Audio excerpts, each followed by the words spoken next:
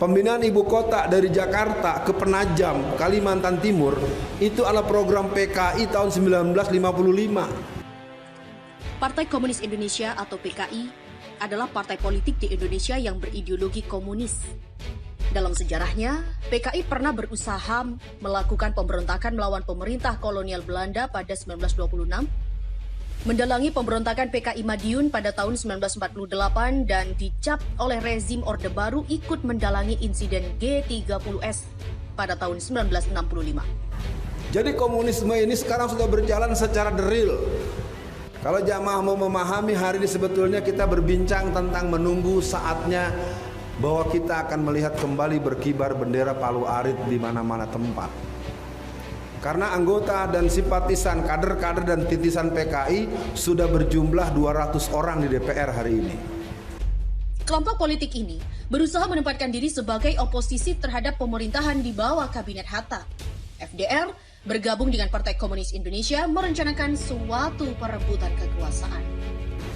Mereka mulai masuk sejak pemilu 1999. 2004 80 61-an orang, 83 orang, 118 orang, sekarang sudah 200-an. Apa tujuan mereka? Adalah mencabut TAP MPRS nomor 25 atau 66. Beberapa aksi yang dijalankan kelompok ini diantaranya dengan melancarkan propaganda anti pemerintah, mengadakan demonstrasi-demonstrasi, pemogokan, menculik dan membunuh lawan-lawan politik serta menggerakkan kerusuhan di beberapa tempat. Puncak aksi PKI adalah pemberontakan terhadap RI pada 18 September 1948 di Madiun, Jawa Timur. Tujuan pemberontakan itu adalah meruntuhkan negara Republik Indonesia dan menggantinya dengan negara komunis. Dalam aksi ini, beberapa pejabat, perwira tinggi, TNI, pimpinan partai, alim ulama, dan rakyat yang dianggap musuh dibunuh dengan kejam. Tindakan kekejaman ini membuat rakyat marah dan mengutuk PKI.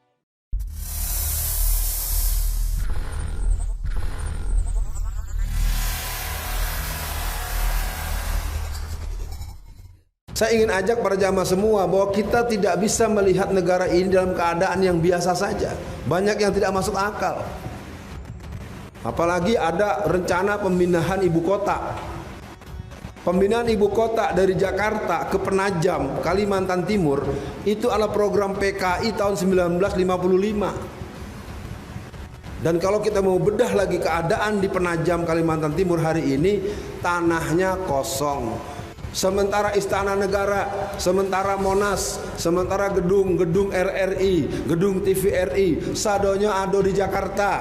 Pusat-pusat pemberitaan, pusat-pusat pers, pusat-pusat polisi, pusat-pusat tentara, pusat-pusat pendidikan, universitas, berbagai pusat-pusat kegiatan perkantoran, itu semua nanti akan dijual kepada Cina. Dan kalau ada masyarakat yang tidak setuju, nanti akan ditangkap oleh polisi. Seluruh sistem kerja polisi akan menangkap siapa yang menolak pemindahan ibu kota. Jadi komunisme ini sekarang sudah berjalan secara deril. Kalau jamaah mau memahami hari ini sebetulnya kita berbincang tentang menunggu saatnya bahwa kita akan melihat kembali berkibar bendera Palu Arit di mana-mana tempat. Karena anggota dan simpatisan, kader-kader dan titisan PKI sudah berjumlah 200 orang di DPR hari ini. Mereka mulai masuk sejak pemilu 1999. 2004 80 61-an orang, 83 orang, 118 orang, sekarang sudah 200-an. Apa tujuan mereka? Adalah mencabut TAP MPRS nomor 25 atau 66. Ketika saya ditangkap dengan tuduhan menyebut-nyebut di istana ada PKI. Ditanya oleh hakim, Saudara Alfian, kenapa Anda menyebut-nyebut di istana ada PKI? Hakim yang mulia, saya ini bukan anak kecil. Saya tahu resikonya apa yang saya katakan kalau saya ini bicara asal bicara. Saya terangkan bagaimana Cina itu menguasai tanah Indonesia dari ujung Aceh sampai Irian. 70% lebih sertifikat tanah Indonesia sudah di tangan para pengusaha dan para orang-orang Cina. Tidak bisa dibantah di pengadilan. Sejarah PKI, Partai Komunis Indonesia. Kompasiana. Partai Komunis Indonesia atau PKI adalah partai politik di Indonesia yang berideologi komunis. Dalam sejarahnya, PKI pernah berusaha melakukan pemberontakan melawan pemerintah kolonial Belanda pada 1926, mendalangi pemberontakan PKI Madiun pada tahun 1948 dan dicap oleh rezim Orde Baru ikut mendalangi insiden G30S pada tahun 1965. Setidaknya lebih dari 5 teori berusaha mengungkap kejadian tersebut. Namun teori-teori yang terkadang saling berlawanan menjadikannya diskusi besar sampai hari ini. Sebelum Revolusi Indonesia, gerakan awal PKI. Partai ini didirikan atas inisiatif tokoh sosialis Belanda, Hans Sneevliet, pada 1914 dengan nama Indisch Social Democratische Vereniging atau ISDV, atau Persatuan Sosial Demokrat Hindia Belanda.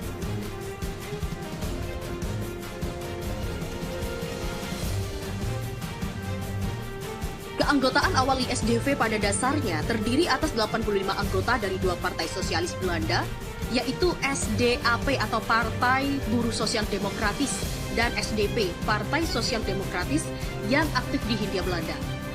Pada Oktober 1915, ISDV mulai aktif dalam penerbitan dalam bahasa Belanda, Het Vrije Woord, Kata yang Merdeka. Editornya adalah Adolf Bars. Pada saat pembentukannya, ISDV tidak menuntut kemerdekaan Indonesia. Pada saat itu, ISDV mempunyai sekitar 100 orang anggota dan dari semuanya itu, hanya 3 orang yang merupakan warga pribumi Indonesia. Namun demikian, partai ini dengan cepat berkembang menjadi radikal dan anti-kapitalis. Di bawah pimpinan Sneevliet, partai ini merasa tidak puas dengan kepemimpinan SDAP di Belanda dan menjauhkan diri dari ISDV. Pada tahun 1917, kelompok reformis dari ISDV memisahkan diri dan membentuk partainya sendiri, yaitu Partai Demokrat Sosial Hindia. Pada 1917, ISDV mengeluarkan penerbitannya sendiri dalam bahasa Melayu, Suara Merdeka. Di bawah kepemimpinan Sneevliet, ISDV yakin bahwa revolusi Oktober seperti yang terjadi di Rusia harus diikuti di Indonesia. Kelompok ini berhasil mendapatkan pengikut di antara tentara-tentara dan pelaut Belanda yang ditempatkan di Hindia Belanda. Dibentuklah Pengawal Merah. Dalam waktu 3 bulan, jumlah mereka telah mencapai 3.000 orang.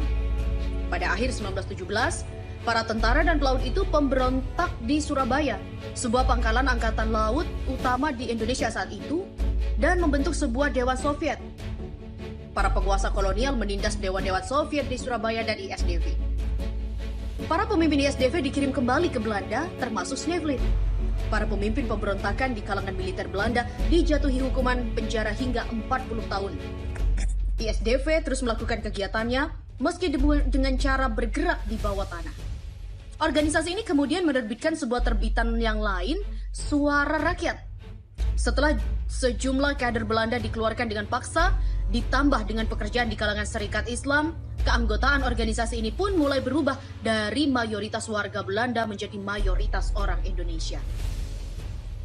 Di tahun 1919, ISDV hanya mempunyai 25 orang Belanda, di antara keanggotaannya dari jumlah keseluruhan kurang dari 400 orang anggota. Pada awal, PKI adalah gerakan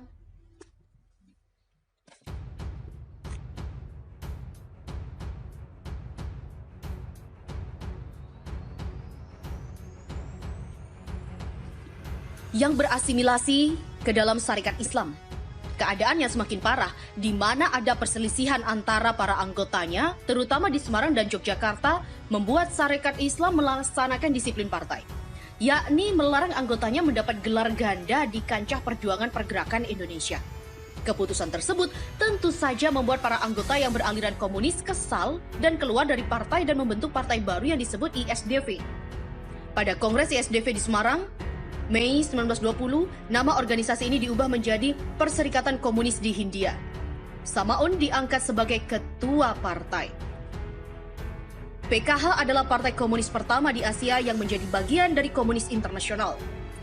Hans Sneevliet mewakili partai ini pada kongresnya kedua Komunis Internasional pada 1920. Pada 1924 nama partai ini sekali lagi diubah. Kali ini adalah menjadi Partai Komunis Indonesia atau PKI. Sementara pemberontakan 1926, pada November 1926 PKI memimpin pemberontakan melawan pemerintahan kolonial di Jawa Barat dan Sumatera Barat. PKI mengumumkan terbentuknya sebuah republik.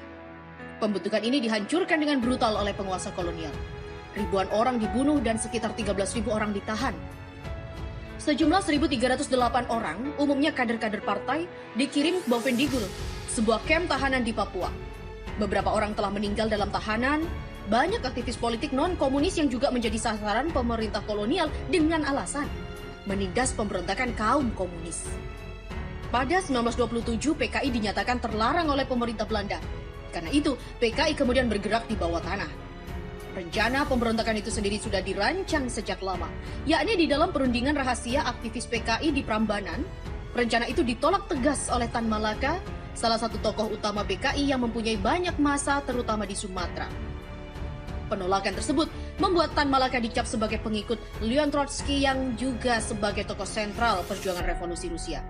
Ya walau begitu, beberapa aksi PKI justru terjadi setelah pemberontakan di Jawa terjadi, semisal pemberontakan Silungkang di Sumatera. Pada masa awal pelarangan ini, PKI berusaha untuk tidak menonjolkan diri, terutama karena banyak dari pimpinannya yang dipenjarakan. Pada 1935, pemimpin PKI Musuh kembali dari pembuangan di Moskwa, Uni Soviet, untuk menata kembali PKI dalam gerakannya di bawah tanah. Namun Musuh hanya tinggal sebentar di Indonesia. Kini PKI bergerak dalam berbagai front, seperti misalnya Gerindra dan Serikat-Serikat Buruh. Di Belanda, PKI mulai bergerak di antara mahasiswa-mahasiswa Indonesia di kalangan organisasi nasionalis, Perhimpunan Indonesia, yang tak lama kemudian berada di bawah kontrol PKI. Pada 8 Desember 1947 sampai 17 Januari 1948, pihak Republik Indonesia dan pendudukan Belanda melakukan perundingan yang dikenal sebagai Perundingan Renville. Hasil kesepakatan perundingan Renville dianggap menguntungkan posisi Belanda. Sebaliknya, RI menjadi pihak yang dirugikan dengan semakin sempit wilayah yang dimiliki. Oleh karena itu, Kabinet Amir Syarifuddin dianggap merugikan bangsa. Kabinet tersebut dijatuhkan pada 23 Januari 1948. Ia terpaksa menyerahkan mandatnya kepada Presiden dan digantikan Kabinet Hatta. Selanjutnya, Amir Syarifuddin membentuk Front Demokrasi Indonesia atau FDR pada 28 Juni 1948. Kelompok politik ini berusaha menempatkan diri sebagai oposisi terhadap pemerintahan di bawah Kabinet Hatta. FDR bergabung dengan Partai Komunis Indonesia merencanakan suatu perebutan kekuasaan. Beberapa aksi yang dijalankan kelompok ini diantaranya dengan melancarkan propaganda anti pemerintah, mengadakan demonstrasi-demonstrasi, pemogokan, menculik dan membunuh lawan-lawan politik serta menggerakkan kerusuhan di beberapa tempat. Sejalan dengan peristiwa itu, datanglah Musso, seorang tokoh komunis yang sejak lama berada di Moskow, Uni Soviet. Dia menggabungkan diri dengan Amir Syarifuddin untuk menentang pemerintah. Bahkan, ia berhasil mengambil alih pucuk pimpinan PKI. Setelah itu, dia dan kawan-kawannya meningkatkan aksi teror, mengadu domba kesatuan-kesatuan TNI, dan menjelek-jelekkan kepemimpinan Soekarno-Hatta. Puncak aksi PKI adalah pemberontakan terhadap RI pada 18 September 1948 di Madiun, Jawa Timur. Tujuan pemberontakan itu adalah meruntuhkan negara Republik Indonesia dan menggantinya dengan negara komunis. Dalam aksi ini, beberapa pejabat, perwira tinggi, TNI, pimpinan partai, alim ulama, dan rakyat yang dianggap musuh dibunuh dengan kejam. Tindakan kekejaman ini membuat rakyat marah dan mengutuk PKI. Tokoh-tokoh pejuang dan pasukan TNI memang sedang menghadapi Belanda, tetapi pemerintah RI mampu bertindak cepat. Panglima Besar Sudirman memerintahkan Kolonel Gatot Subroto di Jawa Tengah dan Kolonel Sungkono di Jawa Timur untuk menjalankan operasi penumpasan pemberontakan PKI.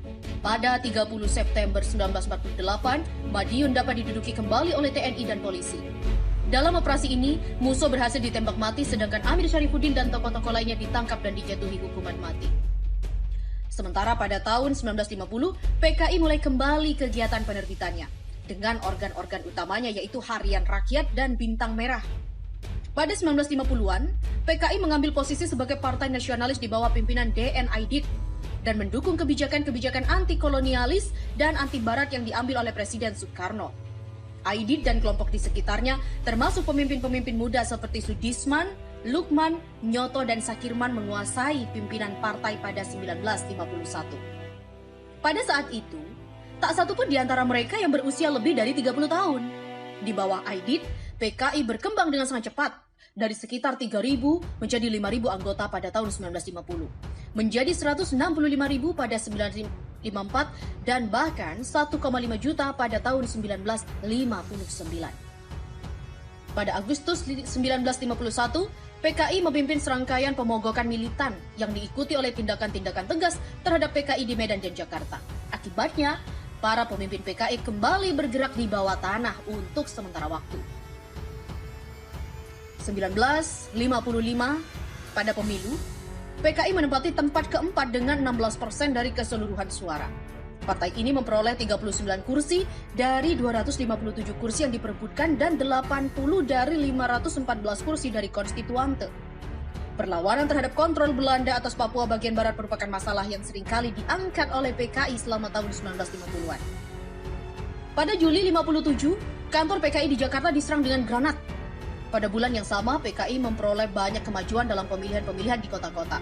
Pada September 1957, Mas Yumi secara terbuka menuntut PKI dilarang. Pada 3 Desember 1957, serikat-serikat buruh yang pada umumnya berada di bawah pengaruh PKI mulai menguasai perusahaan-perusahaan milik Belanda. Penguasaan ini merintis nasionalisasi atas perusahaan-perusahaan yang dimiliki oleh asing. Perjuangan melawan para kapitalis asing memberikan PKI kesempatan untuk menampilkan diri sebagai sebuah partai nasional.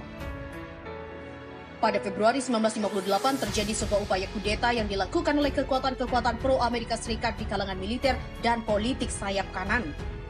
Para pemberontak yang berbasis di Sumatera dan Sulawesi mengumumkan pada 15 Februari 1958 telah terbentuk Pemerintah Revolusioner Republik Indonesia atau PRRI. Pemerintahan yang disebut revolusioner ini segera menangkapi ribuan kader PKI di wilayah-wilayah yang berada di bawah kontrol mereka. PKI mendukung upaya-upaya Soekarno untuk memadamkan pemberontakan ini, termasuk pemberlakuan Undang-Undang Darurat. Pemberontakan ini pada akhirnya berhasil dipadamkan. Tahun 1959, militer berusaha menghalangi diselenggarakannya Kongres PKI. Namun demikian, Kongres ini berlangsung sesuai dengan jadwal dan Presiden Soekarno sendiri menyampaikan sambutannya. Pada 1960, Soekarno melancarkan slogan Nasakom yang merupakan singkatan dari Nasionalisme, Agama, dan Komunisme.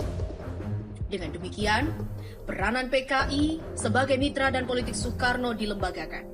PKI membalasnya dengan menanggapi konsep Nasakom secara positif dan melihatnya sebagai sebuah front bersatu yang multi-kelas. Meskipun PKI mendukung Soekarno, ia tidak kehilangan otonomi politiknya. Pada Maret 1960, PKI mengecam penanganan anggaran yang tidak demokratis oleh Soekarno. Pada 8 Juli 1960, Harian Rakyat membuat sebuah artikel yang kritis terhadap pemerintah.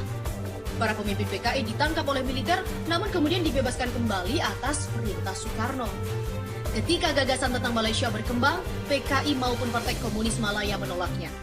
Dengan berkembangnya dukungan dan keanggotaan yang mencapai 3 juta orang pada 1965, PKI menjadi partai komunis terkuat di luar Uni Soviet dan RRT.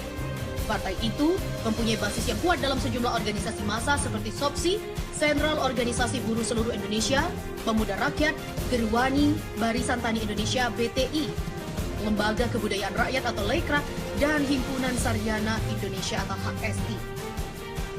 Menurut perkiraan seluruh anggota partai dan organisasi-organisasi yang berada di bawah payungnya, mungkin mencapai 1/5 dari seluruh rakyat Indonesia. Pada Maret 1962, PKI bergabung dengan pemerintah. Para pemimpin PKI, Aidit dan Nyoto diangkat menjadi Menteri Penasehat. Pada bulan April 1962, PKI menyelenggarakan kongres partainya. 1963, pemerintah Malaysia, Indonesia, dan Filipina terlibat dalam pembahasan tentang pertikaian wilayah dan kemungkinan tentang pembentukan sebuah konfederasi Mapilindo, sebuah gagasan yang dikemukakan oleh Presiden Filipina, Diosdado Macapagal. PKI menolak gagasan pembentukan Malipindo dan Federasi Malaysia. Para anggota PKI yang militan menyeberang masuk ke Malaysia dan terlibat dalam pertempuran-pertempuran dengan pasukan-pasukan Inggris dan Australia. Sebagian kelompok berhasil mencapai Malaysia lalu bergabung dalam perjuangan di sana. Namun demikian, kebanyakan dari mereka ditangkap begitu tiba. Kebanyakan dari satuan-satuan tempur PKI aktif di wilayah perbatasan di Kalimantan. Pada Januari 1964, PKI mulai menyita hak milik perusahaan-perusahaan Inggris di Indonesia. Salah satu hal yang sangat aneh, yang dilakukan PKI adalah dengan diusulkannya angkatan kelima yang terdiri dari buruh dan petani. Kemungkinan besar, PKI ingin mempunyai semacam militer partai seperti Partai Komunis Cina dan Nazi dengan SS-nya. Hal inilah yang membuat TNI AD merasa khawatir, takut adanya penyelewengan senjata yang dilakukan PKI dengan tentaranya. Pada era akhir kekuasaan Soekarno, muncullah suatu insiden pembunuhan jenderal-jenderal TNI yang disebut insiden G30S. Dalam era ketidakjelasan dan kekacauan ini membuat PKI dan Soekarno dalam masalah besar, yaitu menghadapi krisis nasional. Dengan alasan keterlibatan PKI dalam G30S, partai ini dilarang oleh Pangkep Kamtib Soeharto pada tanggal 12 Maret 1966. Setelah mendapat surat perintah 11 Maret dari Presiden Soekarno, yang kemudian diklaim oleh Soeharto sebagai tonggak utama kekuatan politiknya. Gerakan 30 September sendiri sangat membingungkan karena Soekarno sendiri dalam pidatonya mengatakan bahwa gestok sebutan Soekarno untuk G30S terjadi diantaranya karena keblingeran pemimpin-pemimpin PKI. Setelah itu bermula sebuah sejarah hitam bangsa Indonesia di mana ribuan orang tak bersalah, terutama di Pulau Jawa dan Bali, dibantai secara sia-sia karena dituduh ikut komunis. Hal ini disebabkan karena rakyat Indonesia sudah merasa sangat menderita ketika PKI dianak emaskan. Banyak sekali kasus-kasus pembunuhan rakyat Indonesia non-PKI dilakukan oleh orang PKI tanpa ada kejelasan hukum. Menurut beberapa sumber, antara 500.000 jiwa sampai 2 juta tewas dibunuh. Ribuan lainnya mendekam di penjara atau dibuang ke Pulau Buru. Sebuah upaya rekonsiliasi dan rehabilitasi yang diprakarsai oleh mantan Presiden Gus Dur ketika ia masih menjabat sebagai presiden diprotes beberapa partai, terutama yang berlatar belakang agama di Indonesia. Usul rekonsiliasi oleh Gus Dur telah membuka kesempatan bagi orang-orang yang masih percaya pada ideologi berhaluan kiri untuk kembali aktif dalam politik Indonesia, yaitu memiliki hak untuk memilih. Sesuatu hal yang tak didapatkan pada era Soeharto.